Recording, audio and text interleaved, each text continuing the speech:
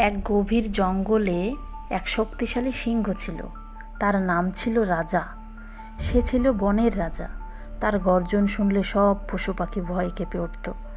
কিন্তু রাজার মধ্যে একটা গোপন দুঃখ ছিল। সে মনে মনে খুব একা অনুভব করত। তার চারপাশে সবাই তাকে ভয় পেত, কেউ তার বন্ধু ছিল না। একদিন রাজা শিকারের খোঁজে বেরিয়েছে। এমন সময় সে দেখতে পেল এক ছোট্ট খরগোশ, যার নাম মিনি, একটি গর্তে পড়ে আটকে গেছে। মিনি সাহায্যের জন্য চিৎকার করছিল, কিন্তু কোনো পশু তার কাছাকাছি আসছিল না। সবাই ভয় পাচ্ছিল যে সিংহ হয়তো তাকেও খেয়ে ফেলবে। রাজা কাছে গিয়ে দেখল মিনি সত্যি খুব বিপদে পড়েছে। তার মনে হলো কষ্ট হলো।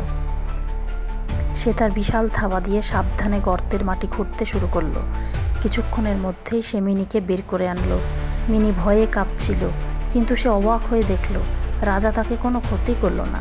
মিনি রাজাকে ধন্যবাদ জানালো। ধন্যবাদ মহারাজ, আপনি আমার জীবন বাঁচিয়েছেন। রাজা মিনির কথা শুনে অবাক হয়ে গেল। এই প্রথম কেউ তাকে ভয় না পেয়ে তার সঙ্গে কথা বলল। সে মৃদু স্বরে বলল, ভয় পেও না, আমি তোমার কোনো ক্ষতি করব না।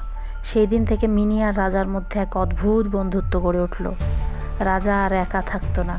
মিনি তার কাছে আসতো, তাকে মজার মজার গল্প শোনাতো। রাজা তাকে অন্য পশুদের জীবন সম্পর্কে অনেক কিছু জানাতো।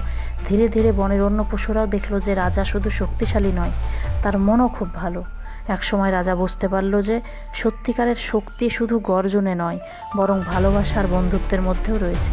তার রাজত্ব ভয়ের ওপর প্রতিষ্ঠিত ছিল না, বরং তা ছিল পারস্পরিক শ্রদ্ধা আর ভালোবাসার ওপর। সেই দিন থেকে রাজা আর একা নয়, সে তার বন্ধুদের নিয়ে হাসি খুশি থাকতো, আর বনের সবাই তাকে ভালোবাসত।